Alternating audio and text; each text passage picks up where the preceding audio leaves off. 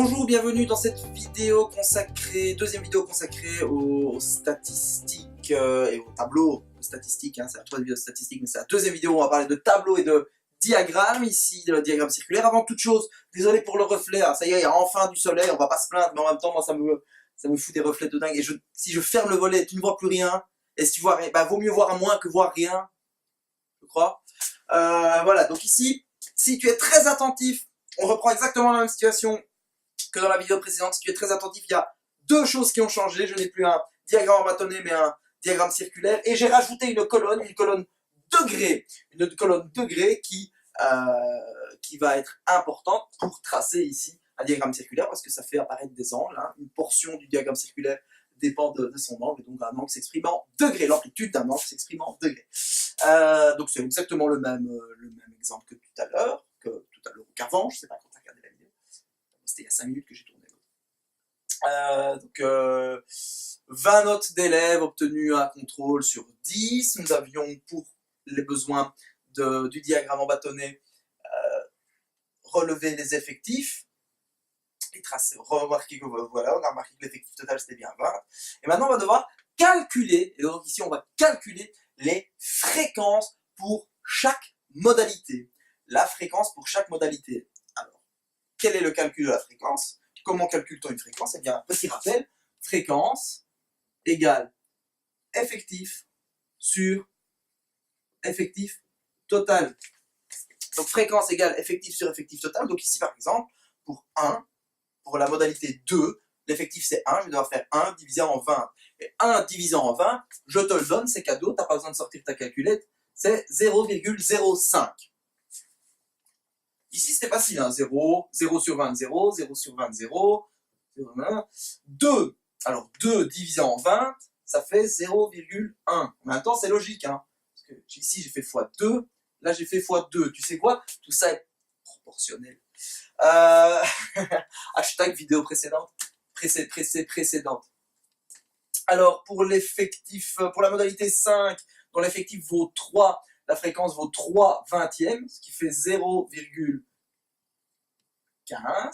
Pour la modalité 6, effectif vaut 5, je fais 5 divisé en 20. Ça me donne 0,25. Pour la modalité 7, c'est 4 divisé en 20, ça me fait 0,2. Ici, 3, j'avais déjà calculé tout à l'heure, c'est 0,15. 2, j'avais déjà calculé tout à l'heure, 0,1. Et puis, 0. Alors, encore une fois, tu vois, ça prend du temps. C'est pas la chose la plus chouette du monde à faire, mais par contre, tu dois le faire avec beaucoup d'attention, parce que si tu fais une petite erreur de calcul ici, ça se répercute là, ça se répercute là, ça se répercute directement dans ta cote globale, dans tes points. Alors que c'est franchement pas compliqué. Normalement, tu as droit à une calculette, cette partie-là du CE1D. Tu as le droit d'avoir ta calculatrice pour faire. Alors moi, évidemment, je suis une intelligence supérieure. Au-dessus de moi, il n'y a personne. Ok. Donc, bien sûr, 3 divisé en 20, moi je le fais de tête parce que je mange des calculs au petit-déj. Mais toi, si tu avais besoin de prendre ta calculatrice, tu prends ta calculatrice, s'il te plaît. Tu fais pas le malin. J'aime pas quand les élèves prennent leur calculatrice, mais en stats, tu prends ta calculatrice. Tu fais pas le dingue. Bref, voici les fréquences. Tu additionnes ensuite toutes tes fréquences, et si tout va bien, ça fait 1. Ok? Parce que les fréquences sont exprimées sous un nombre comme un nombre rationnel, et la somme de toutes ces fréquences va valoir 1. Parce qu'en fait, l'effectif total divisé par l'effectif total, 20 divisé par 20, ça va faire 1. Je peux choisir, je vais transformer ces fréquences, les exprimer en pourcents. Alors ça, on a vu, Bon, 0, c'est facile, c'est 0%, 0%. Ici, tu vois, unité, dixième, centième, donc c'est 5%. 0, c'est 0. Unité, dixième. Ça, en fait, 0,1, c'est 0,10. Et donc, c'est 10%. 5%, 10%, 15%, 25%, 20%, parce que 0,2, c'est 0,20, 15%, 10% pour les mêmes raisons que citées plus haut, et 0. Mes fréquences en pourcents, la somme de mes fréquences en pourcents, normalement, doit valoir 100%. je peux le faire rapidement, 5 plus 10, 15, plus 15, 30, 30 plus 25, 55, plus 20, 75, plus 15, 90, plus 10, 100. Tada!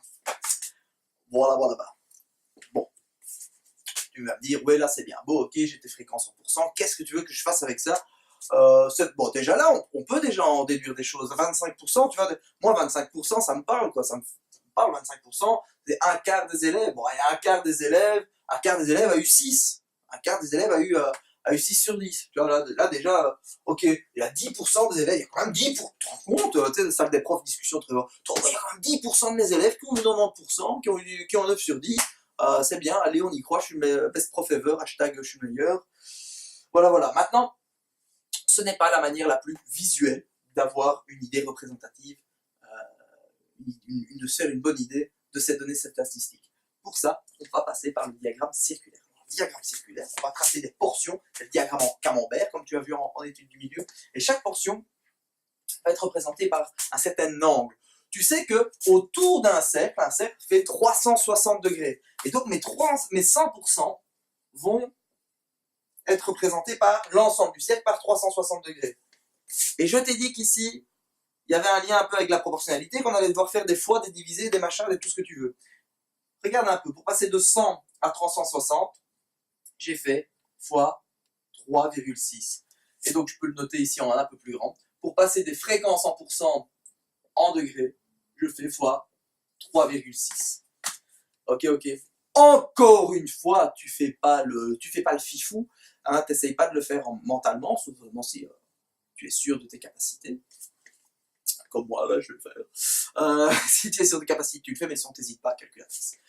Et on le fait pour chaque ligne. 0 fois 3,6, 0, 0 fois 3,6, 0, 5 fois 3,6, ça fait 18, 0 fois 3,6, ça fait 0, 10 fois 3,6, ça fait 36, 15 fois 3,6, ça fait 54, 25 fois 3,6, ça fait 90, 20 fois 3,6, ça fait 72, 15 fois 3,6, j'ai déjà calculé, ça fait 54, et 10 fois 3,6, ça fait 36. Et ici, j'ai toujours 0.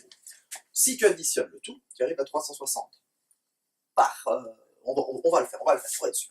Hein, regarde, 6 plus 4, 10, 8, 18, 20, 20, 24, 24 plus 6, 30. J'écris 0, je reporte 3. 3 plus 1, 4. 4 plus 3, 7. 7 plus 5, 12. 12 plus 9, 21. 21 plus 7, 28. 28 plus 5, 33. 33 plus 3, 36. C'est bien 360 degrés. Tada! Et maintenant arrive la partie la plus embêtante, parce qu'il faut être vraiment bien précis. Petit conseil que moi je te donne. Premièrement, tu traces un rayon de ton cercle. Tu traces un cercle, peu importe le rayon de ton cercle, tu traces un cercle et un rayon. Moi, le truc que je te donne, c'est de commencer par les angles les plus grands. Tu vois, ici, je vais commencer par 90. Et je vais commencer par représenter ici c'est 6, voilà. Ici, ça, c'est 6 sur 10. Ok, je l'ai fait. Ensuite, je vais représenter mon deuxième. Ici, 7 sur 10. 72 degrés. Tu te souviens, comment mesure-t-on un angle de 72 degrés? Hop, hop, hop. Je mets bien mon 0. Je mets mon 0 sur le centre, sur le sommet. Le grand côté de mon équerre sur le côté de l'angle.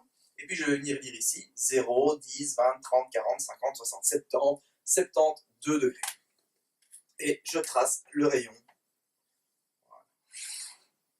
Je ne repars pas à chaque fois de mon premier rayon, hein, ça se cumule. 90 degrés, 72 degrés, ça c'est la modalité 7 sur 10. Là ici, je ne vais pas le faire parce que j'ai pas assez de couleurs. Le top du top, c'est de faire une légende avec un code couleur. Tout ça est repris dans ta synthèse de manière beaucoup plus propre que moi sur le tableau. Donc j'ai fait 72, je dois en faire deux de 54. Donc je vais faire 54 une fois, 54 deux fois. 54, 0, 10, 20, 30, 40, 54. Ici, 54 fois 2, ça fait 108. 108 ici. Et donc j'en ai un là.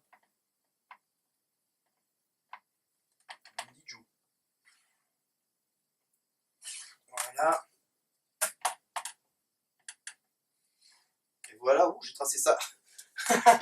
Super bien, moi. Donc 54, c'est combien? Je peux noter hein, mes modalités. 0, 1, 2, 3, 4, 5. Donc ça, c'est 5 sur 10. Et lui, c'était 8 sur 10. Donc 8 sur 10, il est ici. Un angle de 18, un angle... Oh là là, tu vois. Et c'est là que ça devient un peu embêtant. C'est que tu as vite des petits angles. Et un angle de 36 degrés. Hop. Un angle de 36 degrés ici pour 4 sur 10. Et là, donc, je l'ai fait. Je l'ai fait. Je vais faire un autre pour 9. Je vais faire encore un angle de 36 degrés ici. 36 degrés, il est là. Et le dernier, le petit, qui était peut-être le plus embêtant à tracer, ça c'était 9 sur 10. Donc celui qui faisait 18, c'est 2 sur 10 ici. Il est tracé automatiquement parce que mon cercle est fermé. Voilà, j'ai conscience que c'était pas la vidéo la plus super chouette à regarder. Je suis désolé. Maintenant, petit récapitulatif de ce que j'ai fait. Un cercle, peu importe son rayon, hein, je prends la taille que je veux. Plus mon cercle sera grand, plus j'aurai facile pour tracer, plus je pourrai être précis. Ensuite, je trace d'abord mes angles les plus grands, comme ça je vais mieux remplir mon cercle. J'ai tracé ici. Je note bien directement la modalité ou dedans, ou je fais un code couleur, hein, j'aurais pu. Regarde, bon, je le fais pour certains, voilà. Tu assurais, hop, hop, hop, hop, hop, hop, hop. Et puis ici, tu mets un petit carré vert, et ça, c'est 6 sur 10. Puis, tu aurais pu ici assurer en rouge. Tu fais un petit carré rouge. Ça, c'était 7 sur 10. Et ça t'évite quand tes portions, quand tes sections sont très petites, ça t'évite de devoir renoter la modalité à l'intérieur, d'avoir une légende. Maintenant ici, quand tu vois, on en a 1, 2, 3, 4, 5, 6, 7 à représenter, s'amuser avec 7 couleurs, et pour toi, et pour la personne qui va devoir corriger, se référer à chaque fois à ta légende pour comprendre. Voilà, pense un peu à nous, pense un peu aux personnes qui corrigent ta copie. Voilà, dernière chose à ajouter, le lien, toujours le lien entre ceci, cela. Pour le CE1D, on va te demander de faire des liens entre ton diagramme et ton tableau. Sur mon tableau, je n'avais pas assez de place pour faire tableau de distribution, diagramme circulaire et diagramme en bâtonnet. Mais je pense que c'est l'année passée ou l'année d'avant, en 2017 ou en 2018, il y avait un exercice où on avait des informations lacunaires dans trois domaines. On avait un tableau de distribution lacunaire, il manquait des informations, mais on savait retrouver les informations dans ce tableau-ci en faisant des calculs, et là-dedans, il manquait aussi des informations, et donc les informations qui nous manquaient dans ce tableau, dans le diagramme circulaire, on les retrouvait dans le diagramme, dans l'histogramme, dans le diagramme en bâtonnet. Donc il fallait croiser toutes ces informations entre elles, pof, pof, pof, pour aller chercher l'information là, pour la replacer là, pour la replacer là, etc. Jongler avec tout ça. Voilà, cette vidéo a suffisamment duré. Je te dis à très bientôt pour la suite. Au revoir.